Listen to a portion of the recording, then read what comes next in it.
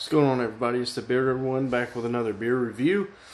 And as you can see, I've already got my can out here. I'm doing Cloud Architecture from Trim Tab. Again, another IPA from the Light Visions collection.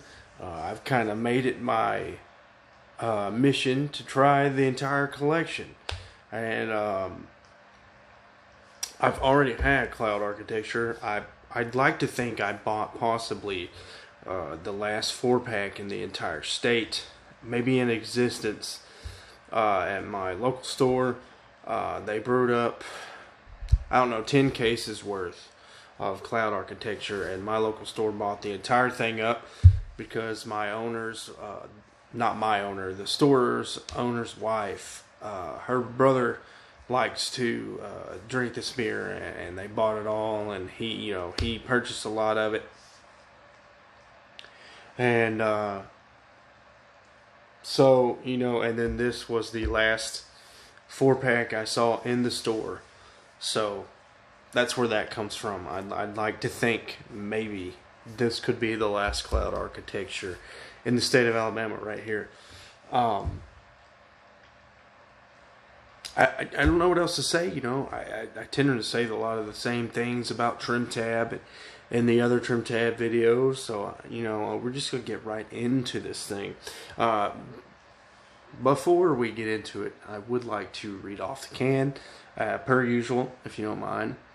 And this one says, "Never forget that you are one of a kind. Never forget that if there weren't any need for you in all your uniqueness to be on this earth, you wouldn't be here in the first place. And never forget, no matter how overwhelming life's challenges and problems seem to be, that one person can make a difference in the world. In fact, it is always because of one person that all the changes that matter in the world come about.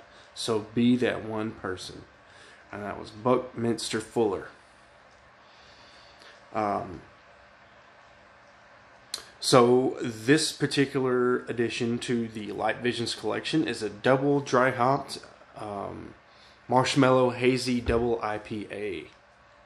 So they put marshmallow charms, mosaic amarillo, and laurel hops in there. And there's the ingredients right there. If you don't believe me, they definitely put laurel hops in there. That's what the can looks like up close. And let's just give her a pour. See if I can give you a pour right here on camera.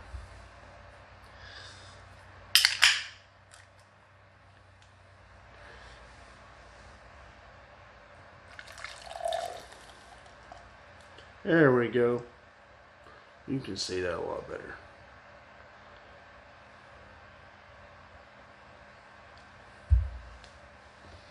So fairly active beer. It looks like a Pilsner at first glance. Kind of with the blue pants can, it kind of feels like it kind of reminds me of Bud Light. This table is antique, so I'm gonna be a little particular about what I put on this table because I'm only using one coaster right now. My wife would kill me if I got water rings on this table. But there's the can. Look at that head retention. Fantastic head retention, not dissipating very well. It's very thick and frothy, pearl white head, and then it sits on top of a Pilsner-esque. I would say it's more along the lines of murky. I know I'm nitpicking, trying to make a difference between the phrasing of murky and hazy, but to me, it's more of a murky and not a true haze. There's a little bit of action going on in here. I don't know if you can see any bubbles going on, but they're there. They're dancing around. It's a little active.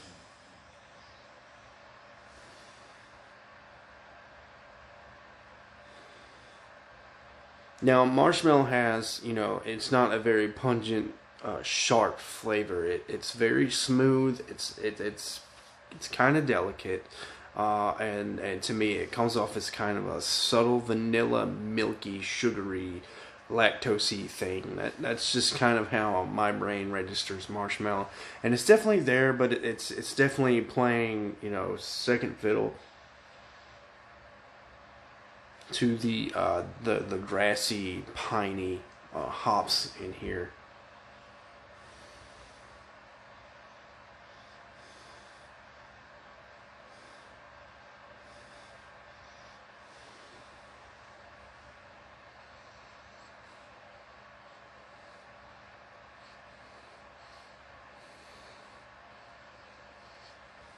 I think if I'm getting any citrus, it's like a kiss of lemon. Maybe there's a lemongrassy thing going on here. I just don't feel like this is like a tropical or just like a citrus heavy combination of hops that they use. Um,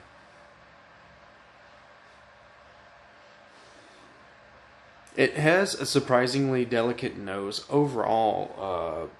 When you consider the beer style, anyways, which I'm okay with. Sometimes nuance makes things a lot better.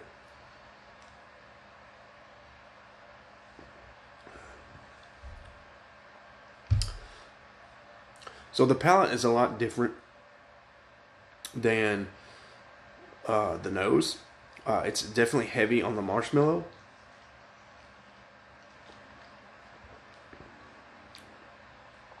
And that marshmallow,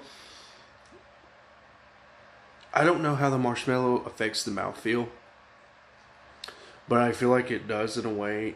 There's definitely I feel like the base of this beer, not the base beer, like just the core of this beer, is a little on the thinner, watery side. But I just feel like that marshmallow in there is somehow thickening up the viscosity of this beer, giving it a little more body. Kind of leaning towards like a medium body. But there's definitely like a presence of water in here.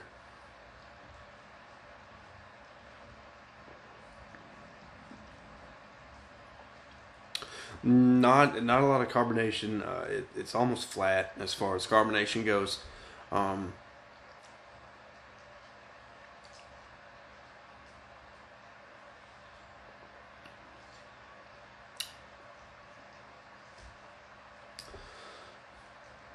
and again, I did, like I said earlier, the palate is different than the nose, and the hops are also not the main feature on the palate as they are on the nose. They play accent to the marshmallow, and I think it makes a great combination.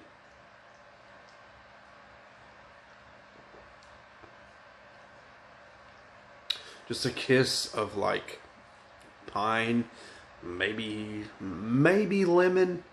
I mean, I feel like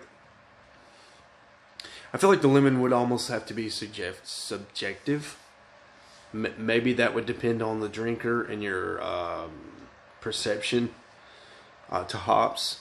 I don't feel like I'm well versed in hops. This is really the first full year I've attacked the style of IPA. But at least from what I'm perceiving, I do get a kiss of a lemon.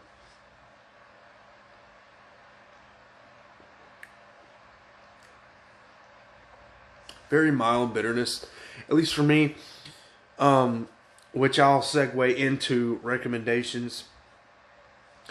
My perception is going to be different than that of someone just trying an IPA, or someone who's been drinking beer for a long time and they're trying to get into IPA. Or somebody who's been drinking IPA for years. Everybody's perceptions are different. So when it comes to IPA, with how my perception is changing, I tend to be a little more objective about my recommendations. Um,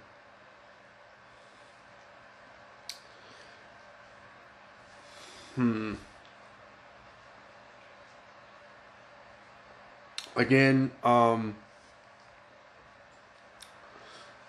I don't recommend IPAs to beginners. Rarely ever. Um, If I would recommend an IPA to a beginner, this would be one of them. I know it's double dry hopped. I know it's a hazy. It's also a double IPA. They don't disclose the IBUs. That's what I was looking for. But it's very sweet. The bitterness is mild, at least for what I perceive in this beer. I feel like if you wanted to just shoot straight for IPA, if you can find Cloud Architecture, go for it. Who knows? You might like it. I personally, though, I think a more accurate recommendation would be this is a good gateway IPA. I think if you've developed an appreciation for hop forward beers and you're ready to get on into an IPA and find a good starting point, if you can find Cloud Architecture, it's sweet enough and the bitterness is so mild that I would recommend it to anybody just wanting to know what a good IPA is.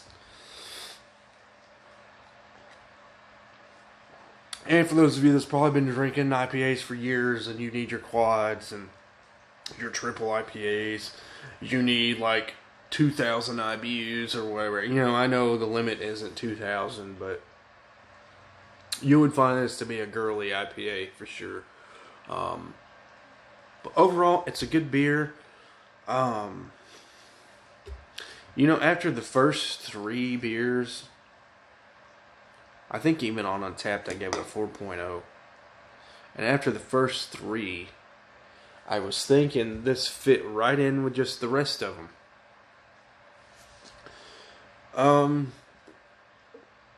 But I think I like this one a little more. I think I agree with my owner.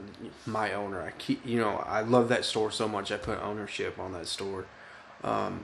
The owner of my local shop, his brother-in-law, I kind of agree with him, and I understand why he bought so much of it. A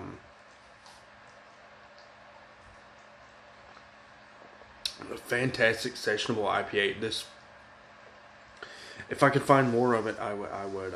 This would be a good game time beer, because it comes in a pint. It's 8.5% alcohol, so I could sip on this baby throughout the whole game and keep it solid buzz. So I'm gonna give this 4.25. I think I've rated the rest of them that I've had so far: Citrus Singularity, Wide World, Garden of Fire, Southern Sphere. I think I ranked all those 4